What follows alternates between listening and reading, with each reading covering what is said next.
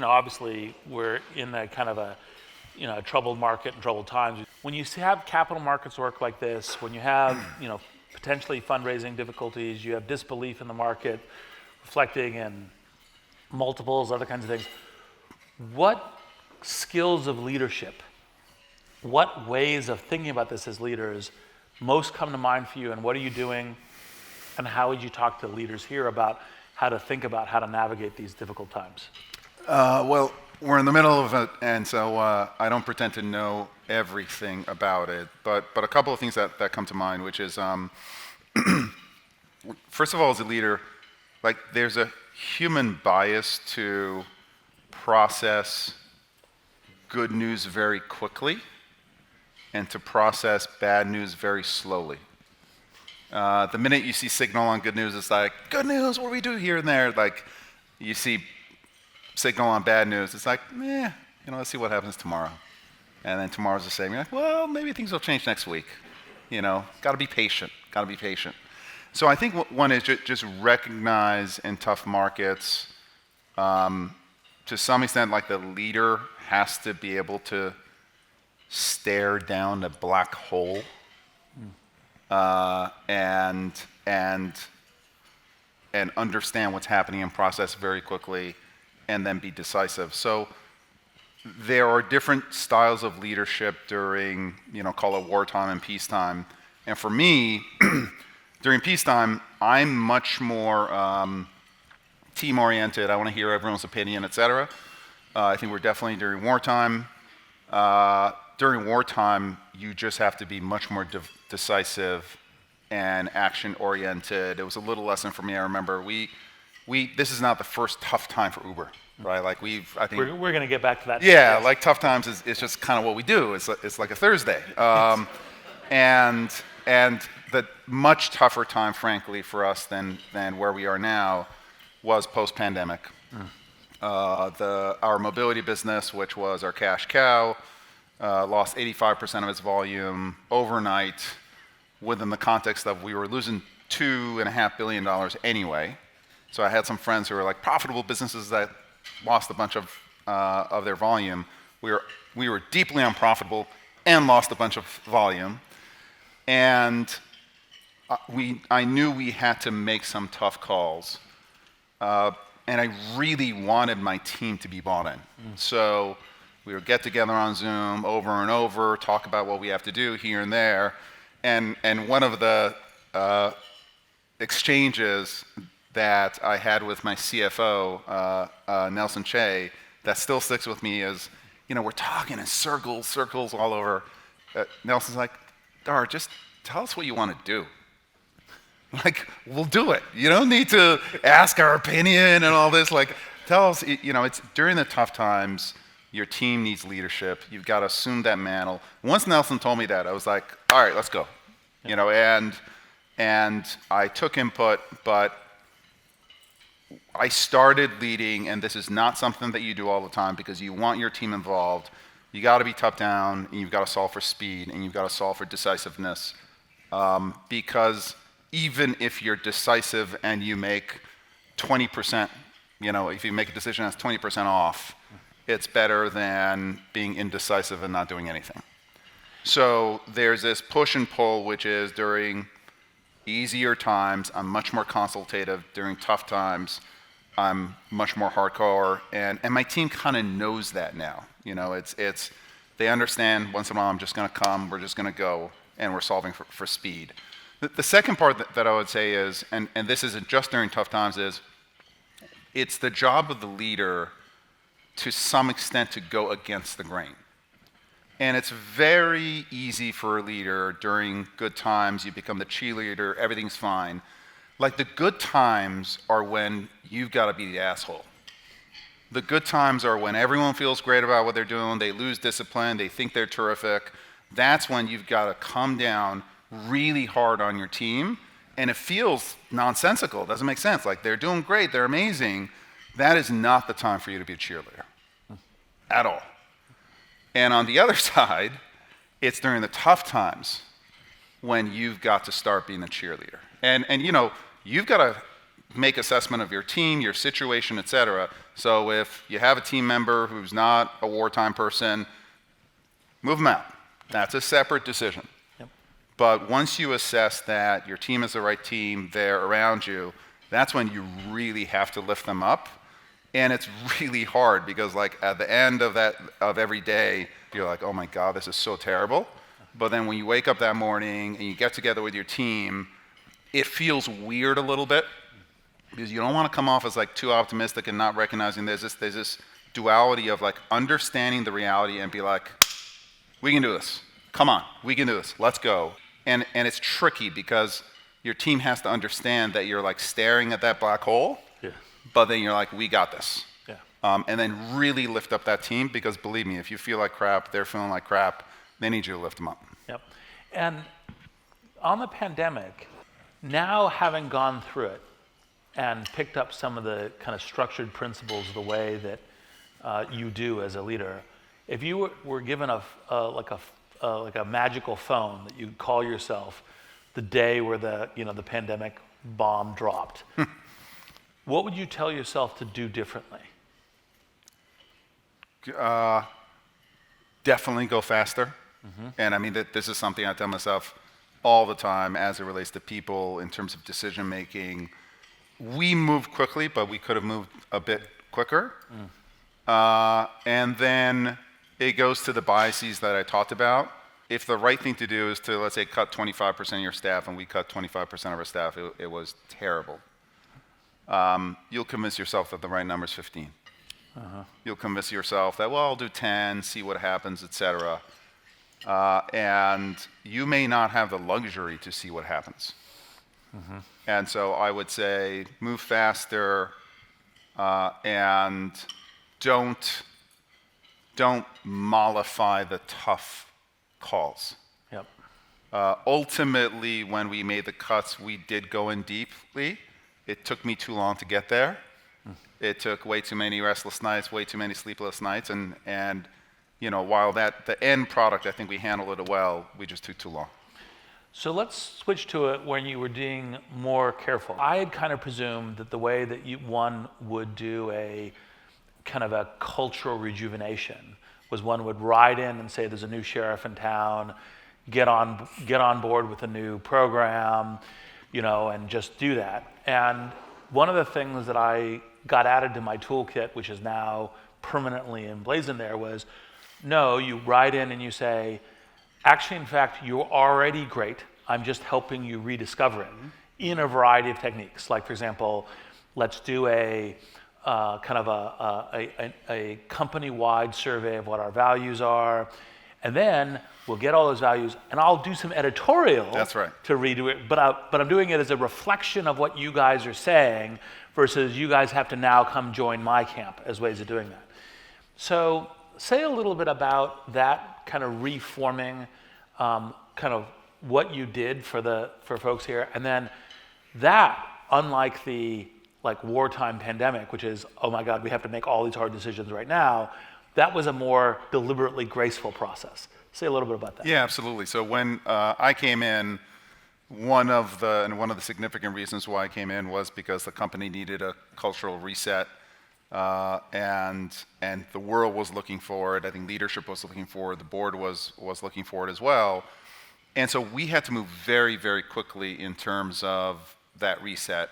And I will tell you, the old culture of Uber was, I don't consider it a bad culture. Just some of the cultural values started getting weaponized. So I'll give you one example. There's a cultural value which is be toe-stepping, right? The idea behind that was challenge others, don't be afraid to challenge. That's a great kind of culture to have. But it got weaponized into it's okay to be an asshole, right? And so it was really important to me because there was incredible talent at Uber. Met a couple of them here, engineering talent, et cetera. Yep. And I wanted to respect that, partially because it was part of my job as being CEO, and I wanted to keep that talent. At the same time, I knew that we had to make a cultural reset very quickly. So we went out there and we crowdsourced from Uber employees what they thought the best norms, cultural values should be. And we took some of the older values that we thought were great values, big bold bets, and then we also combined them with some newer values that we wanted to carry the day. The one that we talk about a lot is like, we do the right thing, period. And so for me, it was a symbol of, hey, we're going to take the good of the old, and there's a lot of greatness that made it what it was, and I'm here to pivot, not say that everything that you did was, terrible. It's actually interesting. I'm now like, we actually very recently reset those values as well. Oh. And we went through an exercise. First of all, I think a lot of companies people view as, hey, values are forever, they never change. I personally think that's BS. Like, companies should be constantly adapting, right? You shouldn't be changing your mission. Mission is super slow. Yep. Maybe once every 10 years or so. Values and norms, slow. Strategy, medium. Tactics, pretty fast. Yes. Right?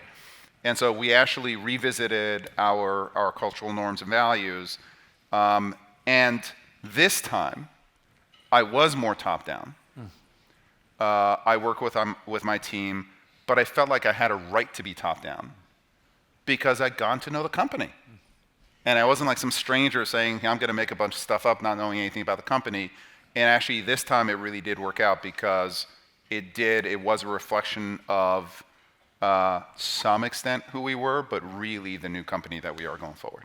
And I presume do the right thing, period, is still on the...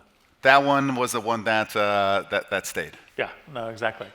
And what did you find, like one of the things we had at the... By the way, I'm going to interrupt you for a second. Oh yeah, of course. What's the job of a board during tough times? Well, it depends a little bit on company, CEO, health of position. Yeah. But I think that too often boards get to adding to the tough times versus helping. Yeah. Right? That's where I'm saying, like, it's a job of the CEO to go against sometimes. Exactly. Yes. Like, and I think from a board standpoint, the CEO knows, Yeah. He or she's a piece of crap when things are badly. Yes. Like, the board doesn't need to remind you. Yes. So or I'm times are curious as difficult. yeah. Right. Yeah. And so I think that it's very similar to what you were saying about the CEO job, which is, look, when it's obvious of shit, we're having difficulty navigating this particular facet of the business. Might be, a go-to-market strategy, might be a competitive thing, might be a capital raise, might be a delay in like one of the most irritating things I find happening in a board meeting is like, oh look, we slipped this product by a quarter, and then everyone spends an hour going, well, slipping a product, release of a product by a quarter is a really terrible thing. It's like, yeah, we know it's a terrible thing. We don't need an hour to talk about it, right? And if you don't know it's a terrible thing, or the CEO doesn't know it's a terrible thing, that's a different problem. Yeah. Yeah. Right. And by the way, the next time they'll commit to a much slower time frame so that they don't have to tell you that they've slipped. Yes, right. And so I think that the key thing is making sure that are you making the focused decision? Are you making the hard calls? Are you not getting, kind of ameliorated, into kind of softer things? Like one of the general things is, it isn't just that people like to be liked, but there's also a question of there's a lot of competing ideas. I have this mode where I try to teach other board members of, it's a very simple thing of green light, yellow light, red light. Right? Green light is they're the CEO. They make the decisions. You're just talking to them. That should be the state you're in. Red light is they might not know it yet, but they're not the CEO. Mm-hmm. There is some transition that is coming. They will know. Yes, right. The most often mistake that board members who are inexperienced make is they stay in yellow light too long. They go, there's a question, and then they start doing like micromanaging, right? And so when I get to a yellow light circumstance, I pull the board members aside and I explain this theory to them, and I say, yellow light is a limited amount of time with a limited measurement, and it goes one of the two directions. That's right. If you make the assessment that they are, then you got to lift them up. Yes, and figure that out.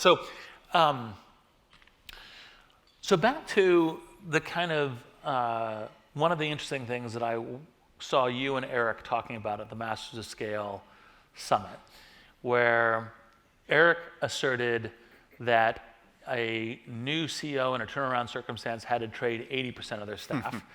And you said, well, actually, it ended up being 50% for me, and I think that's a good number.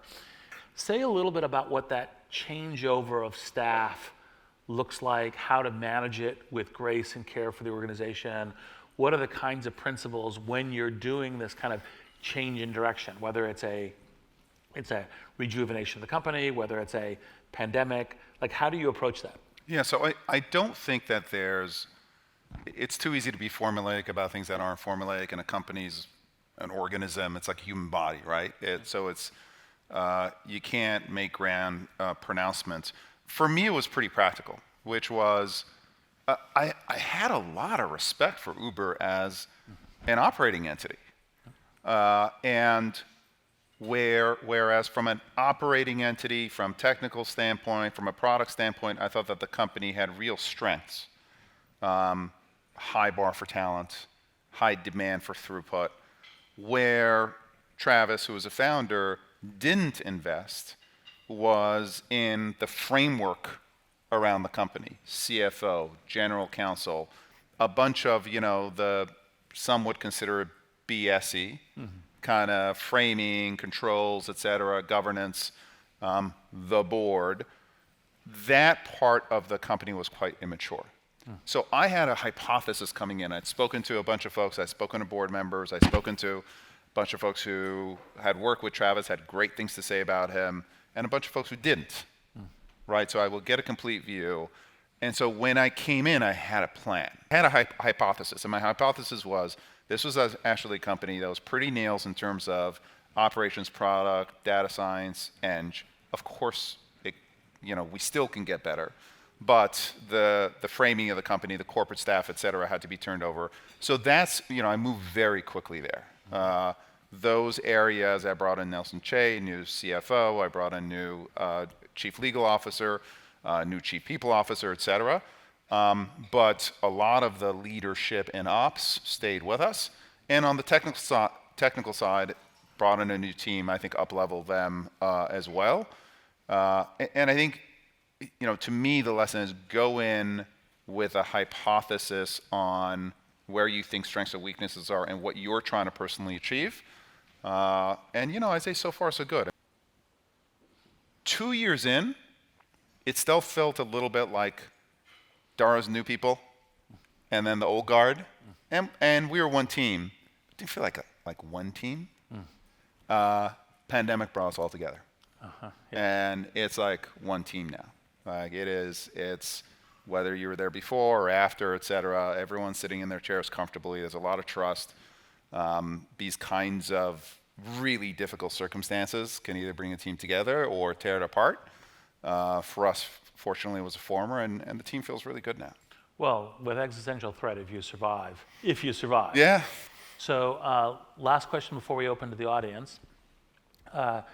Uber is one of those companies that has a unique lens into what's happening in the economy, what's happening in society, what's happening.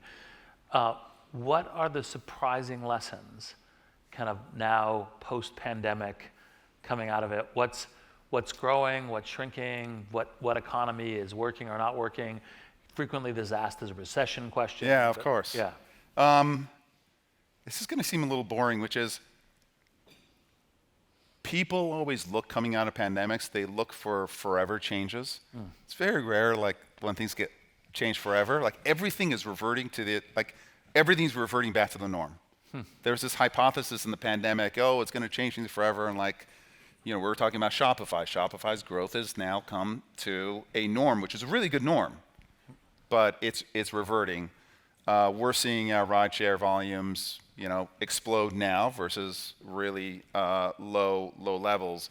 And so we've been desperately looking for patterns, work patterns, work day commute versus weekend versus party nights, et cetera. Everything is like people are people, they go out, all the patterns are back. The one pattern that is not back is cities opening up. The U.S. was really trailing the world, I would say 6 months ago. The world was opening up much faster than the U.S. U.S. has caught up to the world, which is very interesting. but the U.S. is a tale of two coasts, which is the West Coast is opening up unbelievably more slowly than basically everywhere else. The bottom 3 out of our 100 cities, Portland, Seattle, San Francisco, are still like 60% of pre-pandemic highs in terms of trip volume. And like New York, Miami, Atlanta, Houston, anything in Texas, all of those are, back and happening. So it's pretty remarkable how the coasts have bounced back so differently in like one country. And we don't see that in other countries. Most countries are actually quite similar in terms of, the UK comes back, France comes back, Germany comes back, in an even way, but the U.S. it's just a tale of two coasts. Yep. Hopefully that changes. Yeah, indeed. So I actually have a stack of questions, but part of what we try to do here is have a Gesundheit, opening this up to the room. I guess you have the mic, and we might want to turn the lights up a little bit. You came in obviously under tricky circumstances, to say the least, and you probably finally got through the moment where you're gelling some of the cultural norms, you're moving on, and then the pandemic hits. Yeah. And it's got to be a little bit like, fuck, like, can I just catch a break here? How do you, as the CEO, how do you steel yourself for that moment where you can't wallow in that? You got to lead the team. You can, and I'd say on this one, I'm pretty lucky, if you want to call it that, which is, my family were immigrants. We lost everything when we came to the States. It crushed my dad. He built his whole career, and it's a little twisted, which is, I'm super competitive. I work really hard. I love all this, right? But seeing losing everything, and then our rebuilding it, because we were lucky enough to come to the States, losing everything and always having my family around me, and then losing everything and seeing it crush my dad, has created this weird circumstance for me, which is like, worrying, it doesn't help. Like getting stressed out, like there's nothing constructive about getting stressed out. Either you're going to fail or not fail. You're going to make a good decision tomorrow, a bad decision. Like, why the hell stress about it? So my wife calls me a robot. So I can't give you like constructive advice on that. I'm just able to like, hey, this really sucks. Okay, what do we do? And I'll do my best. I'm always going to have my family. And that just lets me, I kind of don't need to steel myself. I'm lucky that way, I guess. The thing I would add is the CEO job is a very lonely job. Yeah, right. It is. And so part of the reason why we do events like this and other kinds of things is find some people that you can talk to about it, because we're stronger together. So it's another piece. I do, one piece of advice that has really, or one mechanism that really helps is, I have always had a really close relationship with my chairman. So when I ran Expedia, it was Barry Diller. He's a real business mentor of mine. At Uber, it's Ron Sugar. And I have a one-on-one with him every week. And it's an hour every week. I do not miss that one-on-one. Like, we will have it every single week. Sometimes it takes 10 minutes. Usually we fill an hour. That helps me. You lose that board dynamic. He starts helping me as a person. And then when it gets to the board meeting, he knows so much. If you have to think about Dara before Uber and after Uber, how has Uber transformed your leadership style? Oh boy. I don't know if it's transformed my leadership style. I guess Uber's a much more public leadership job. Like at Expedia is really cool. 13 years, got to be a part of building a great company. And my favorite part of Expedia was like succeeding as a team. A bunch of people made a bet on me. It really worked out. We're like great friends. But publicly, no one gave a shit, other than my investors. It wasn't in the public ether, et cetera. one of the things that, I love about Uber is the impact that we have. Like, it's unbelievable. It's a really important product. And so for me, getting comfortable in this seat, in the public seat, has been a real learning for me. I'm kind of looking forward to being out of it, just not yet. I still have some work to do. Yes. I'm not an extrovert. Like, I go home and like I lock myself up in a closet and I cry, and that helps me, get ready for tomorrow. As long as you're not worrying about it. Yeah, exactly. So I'd say that's been the bigger transformation, which is, the advice that I would give folks here is, if you're going to be on the stage, it's a performance, so perform. Yeah. It's not the same as sitting at a table and talking to folks. There's Barry Diller, who was my mentor. One of the things he said is, Dara, when you're on stage, it's not your job to inform, it's your job to entertain. Just don't be boring. And so I think all of you, hopefully, you're going to be on stage. Like, you're going to be on stage in front of your employees, et cetera. And when you're on stage, don't treat it casually. And by the way, I know like there's some CEOs who are like, I don't like doing this part of my job. But there's a lot of parts of your job that, you don't like, right? There's really cool stuff and not. But these are moments for you to communicate.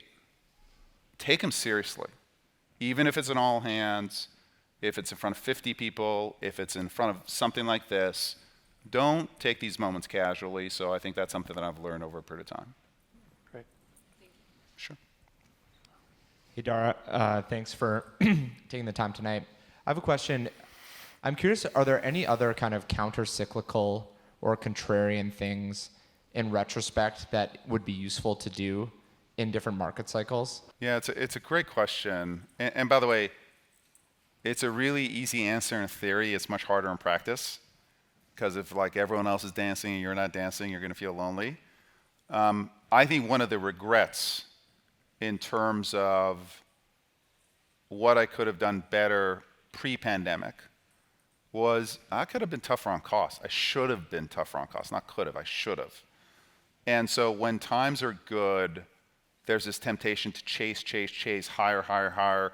You see that positive signal. Absolutely add 5 engineers to this team. Oh my God, it's growing, 500%. 10 more engineers, let's go. And the chase hides poor work. The chase prevents you from really driving the team to build an excellent product, because what they'll do is they'll build a good product and you'll throw a bunch of money behind it, and they'll never have to get to excellent. So I wish I'd done that, but I'll tell you, it's really hard, because the chase, like, you just want to go. And then when, especially it's a peer pressure of, their friends' teams are doubling in size, tripling in size, why aren't I? So there's this, then the only way that I've seen it work is there's this, like, I don't mean to be like too male, like there's this like warrior mentality, there's this hardcore mentality that you introduce, and it becomes kind of a heroic affair for you to do with 5 engineers something that someone else is doing with 12. Because the temptation is people tend to equate, a lot of teams tend to equate team size with what you think of them.